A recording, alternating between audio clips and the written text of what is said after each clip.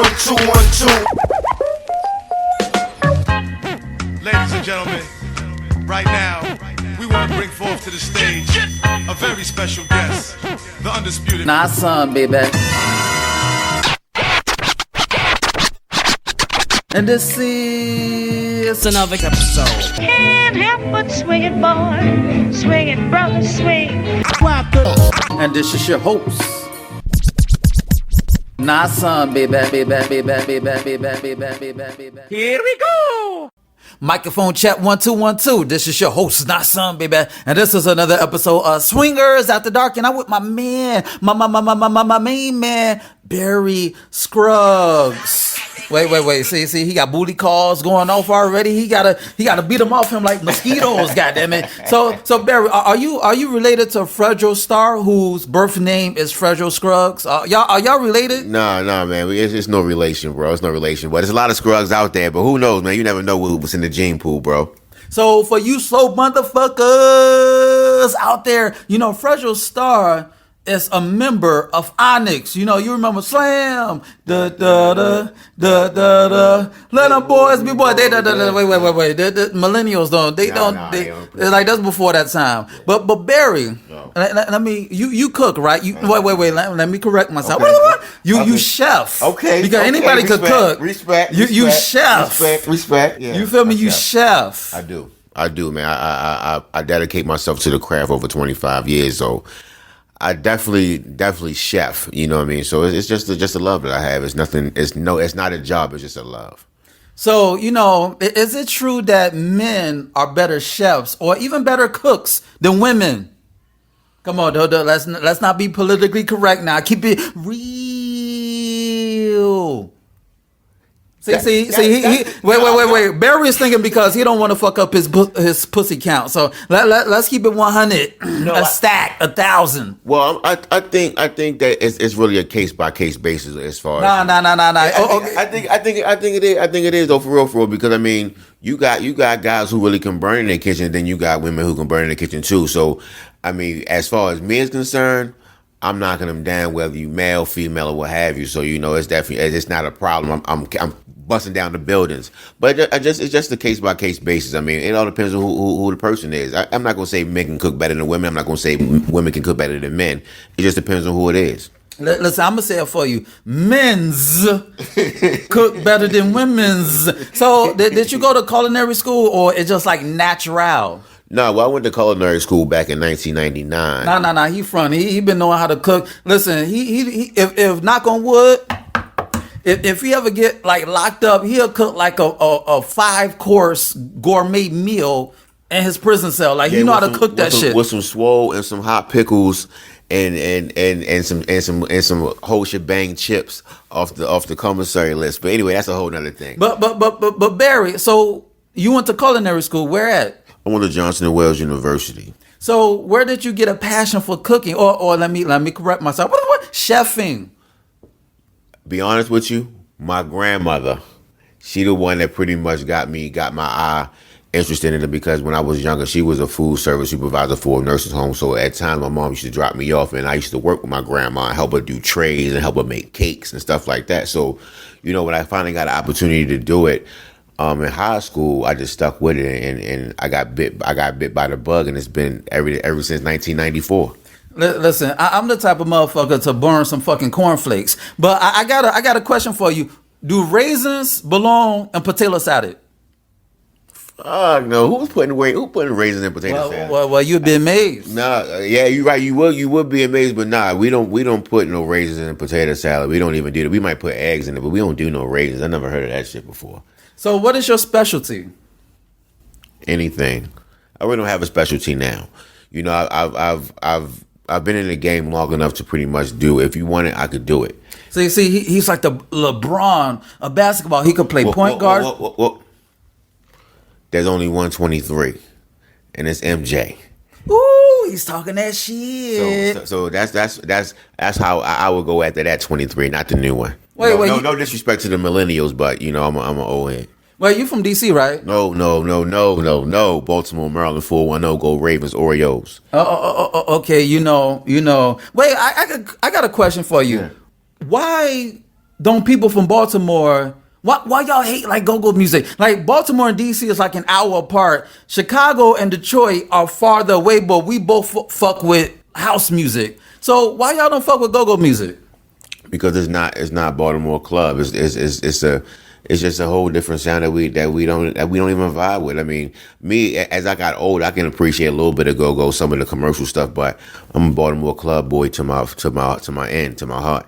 So it's just even though we are an hour away, there are two different worlds. Baltimore is one, DC is another. This is how it's been forever. So let me ask you this question: when did you come into the lifestyle? 2012. I'm actually ready to come up on my 8th year in September, so I've been in 8 years. See, that's why I fucks with you.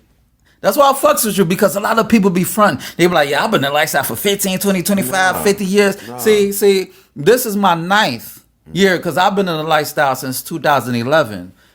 March of 2011. Wow. So do you see yourself leaving, or do you ever see yourself like falling back from parties anytime soon?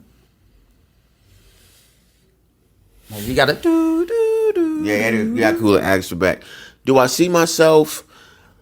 Nah, I don't see myself totally backing off or what have you. But what I do see myself is, now that I'm older and I'm a little bit more seasoned, I pretty much can pick and choose where I step at or what have you. And as I get older, I got a lot more other priorities and things of that nature. So, I play however comes to me. So how did you evolve from fucking at parties to MCing at parties? And for you slow motherfuckers out there, MCing means master of ceremony. And that's what Barry does. He's the master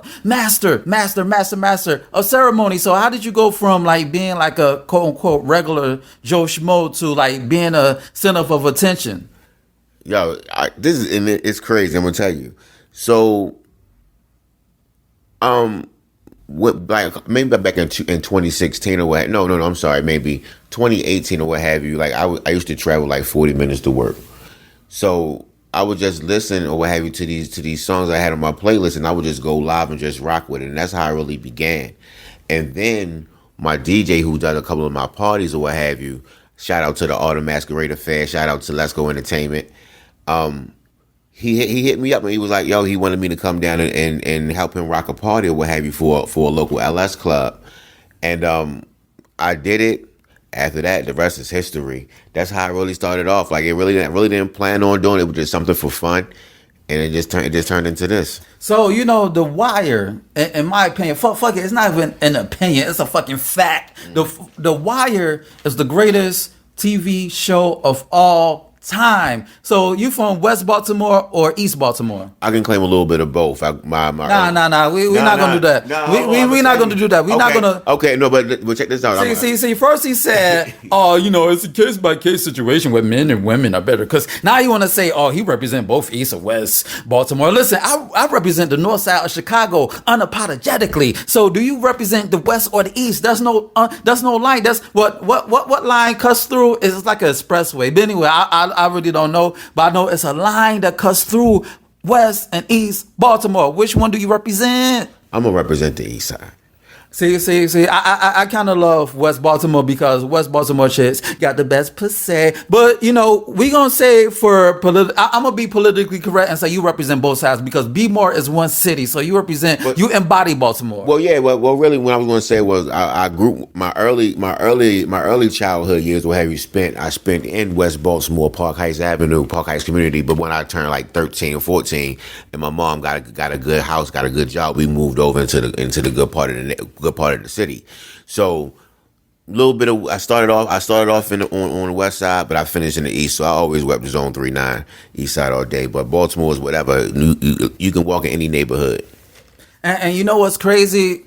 It's like Chicago and Baltimore have similarities because because Hip Hop Chicken, they got the Chicago cuisine. Because if you ever go to a Hip Hop Chicken, it has the Chicago skyline. And for people who are not familiar with B-More, with Baltimore, with Bodymore, Charm City, they have a chain of stores called Hip Hop Chicken, and it's based off of low key Harold's Chicken in Chicago. But you know what I like them Royal Farm chicken, yo. Them chicken tenders are fire. Yeah. But like in Chicago, we call it house music. It's club music is pretty much the same as house music. Well, no, well, see, that's funny you say that because what we have two different kinds of music.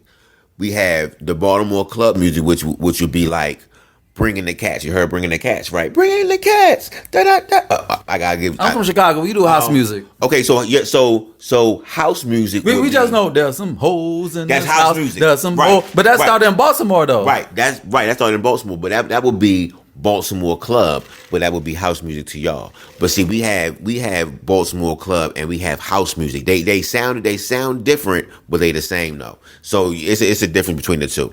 So how did you feel when like Drew Hill blew up? Like, cause I know they represent Jewett Hill, but how was it like when Drew Hill like blew up? Y'all actually got somebody from Baltimore that y'all can claim. Yo, when Drew Hill dropped, beauty is her name. Yeah. when Drew Hill dropped in '96, man, that was big for the city. That was real big for the city, and I still got my 2 Drew Hill CDs and all that. You know what I'm saying, to this day, and I got them on a playlist. So Drew Hill was big, man. And I was just glad to be able to support some local hometown heroes for real. So do like MCing at lifestyle parties or cooking, or let me back up. Chefing, does it like give you more pussy? Keep it real, keep it a stack, keep it 100. Because women love when I write books. They think it's sexy. Oh, he's an author. You know. Well, I'm sure it has gotten my numbers up a little bit. I'm not even going front of what. I mean, I was doing pretty good before then, but with this little bit, it just gave me a little bit of a boost. But I take it with a grain of salt. I'm humble with the shit, man, for real. So I just take it. Wait, did you know me from the Mood Swingers days? Yep. Because I like blame the head, not the heart. I don't remember you from the Mood Swingers days because it was like a blur back then. Everything moved so fucking fast, but it's like I don't know, like where did we exactly meet? Because I know you recognize me from the Mood Swingers days. We met one time. At Spencer Lane. We met one time. Yeah, that's when we threw our parties. Yeah, we met one time there, and then after that, then I got into a little bit of a relationship or what have you, and I kind of like sat back and chilled. So about 2017, early 2018, me and that relationship pretty much was over, and I started to move a little bit better and started getting a little bit more familiar and getting reunited with a lot of folks. So that's where we met first and foremost, and then we just seen each other or what have you. Then when I seen you again was at the Fupa Nation party, and we just happened to bump into each other at the elevator. So yeah, and Mood Swingers, that's like one of the premier lifestyle groups in the DMV, and DMV means DC, Maryland, and Virginia. Well, they don't include Baltimore and DMV. Tell why they don't include Baltimore in the DC, Maryland, Virginia. Well, Northern Virginia, not Southern Virginia. So wait. Let's back up. Right. Break down the DMV, and for you slow motherfuckers out there, DMV does not mean the Department of Motor Vehicles. It means DC, Maryland, and Virginia, but they do not include Tidewater and Baltimore in the acronym. Tell them why. Is it like wait? You tell them. All right, so if you from Baltimore, you understand that Baltimore is a whole nother city, and when Baltimore can stand by itself as far as Baltimore City, but when you say the DMV, it's like a collective. So your DMV could be DC, Northern Virginia, Prince George's County. It could be Laurel. It could be anything south of, I would say, anything south of Laurel would be considered the DMV. And Montgomery County, that's DMV. So it's crazy because it's like it's a cultural difference. Like the DMV is like a cultural thing, Yeah, it's definitely like it's really two different. We're so close, but yet we're so much apart.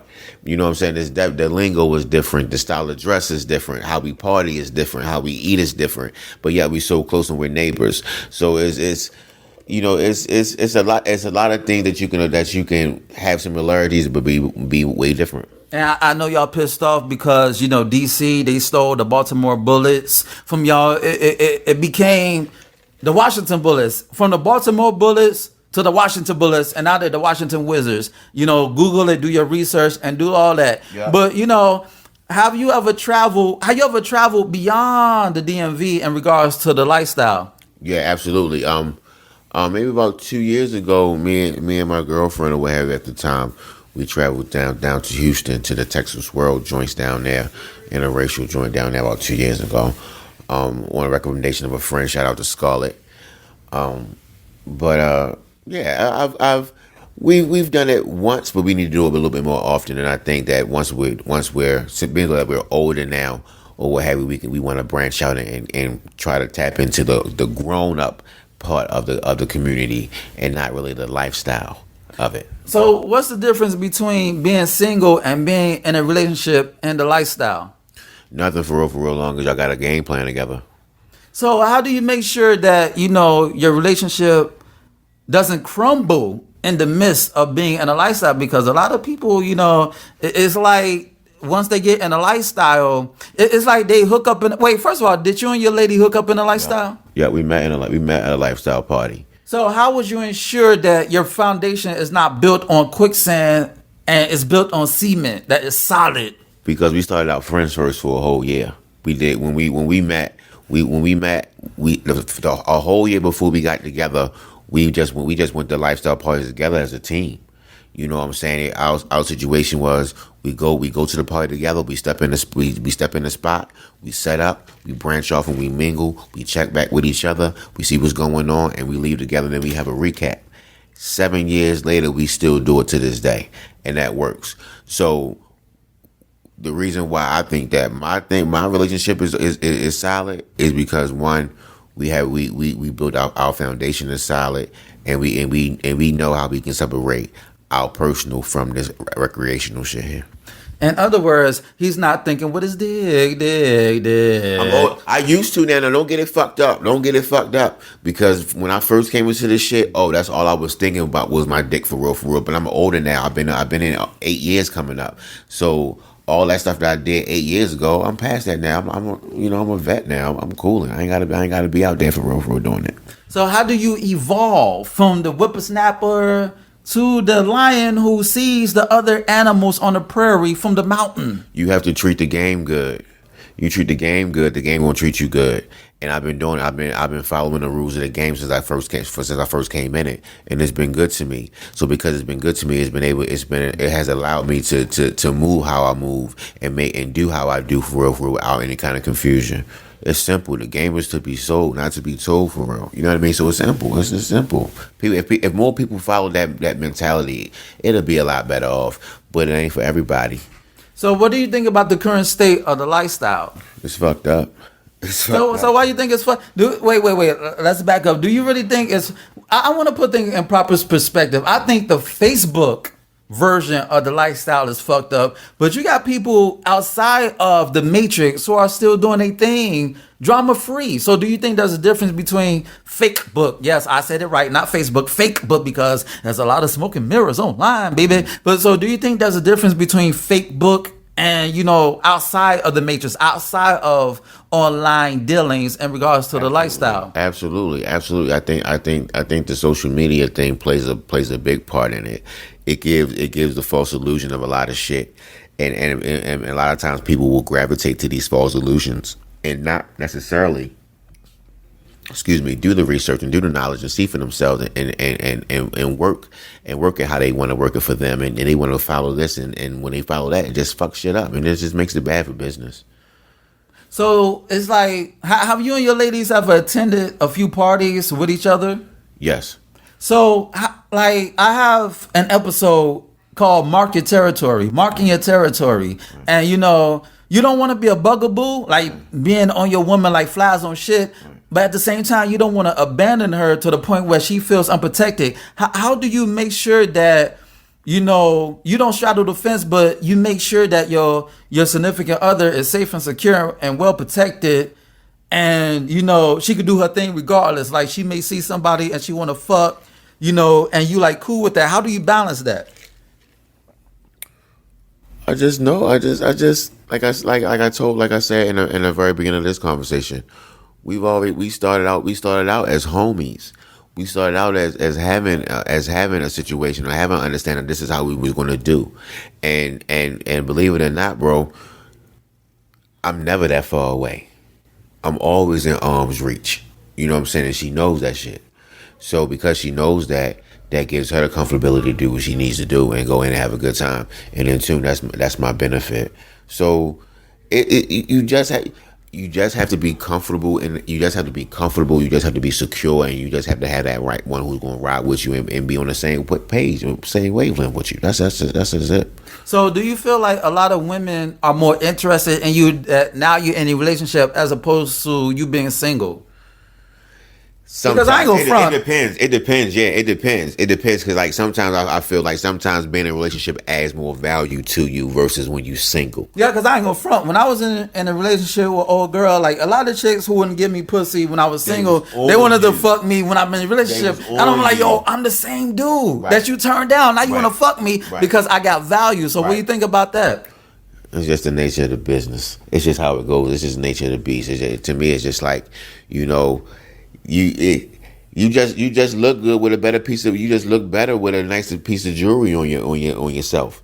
You know what I'm saying? And when you look better with a piece of jewelry, you're more attracted to the eye. You still look good without that jewelry, but if you get that extra piece of jewelry, they make more holler. So it's just nature of the beast. It's how women and shit do the dumb shit for real. Because now they're like, what does he has that she wants? And then they become intrigued. And I get that a lot all the time. Oh, you intrigue me. I'm just intrigued. Like, what does that really mean, though? You know what I'm saying? What are you intrigued by? And most of the time, they really don't have an answer for that shit. But you know, I just entertain it for real. News that means like I'm intrigued means that you're in a relationship. I want to fuck and I want to see what your woman experience every night. Yeah, you know? I want to see why you go home to her every night. That's what it was, pretty much what it is. And 9 times out of 10, though, for real. Once they find out for real, either they do one or two things. They stick around for the second or the third round, or they just go about their business. Just for like, it's like a body count. It's, you know what I'm saying? It's a body count. So that's just how it goes, man. You know, I don't know if I asked this question because I'm on that hen. Wow. I just want to know that, you know, what I was going to say, okay. How long do you see yourself in the lifestyle? Be honest with you, bro. Like, that's a good question. Like, cause I've been thinking about it, man. I've really been thinking about it. What I will say is this: I don't want to be the old motherfucker in here. You know what I'm saying? So I don't want to be, you know, and no shade to the OGs, because we got some OGs, you know what I'm saying, who've been around, who got respect in these streets and shit like that. But you know, I just don't want to be the old head in the club. You know what I'm saying? So who knows how. I think when it's time, I'll know when it's time. So, you know, who knows? And on that note, this has been another episode of Swingers After Dark, and this is your host, Not Son, baby. Check out my website at www.notsonblaze.com. That's www.nahsunblaze.com. And check out my ebook, You, Me, Us, Them, The Swinger Manifesto. It's on Nook, Kindle, iBooks, Google Play. Go get it. It'll make you say, na, ow. And shoot me an email at swingpodcast@gmail.com. That's swingpodcast@gmail.com, and hit me up with any questions or concerns that you may have. Rate, share, subscribe, and comment to this podcast.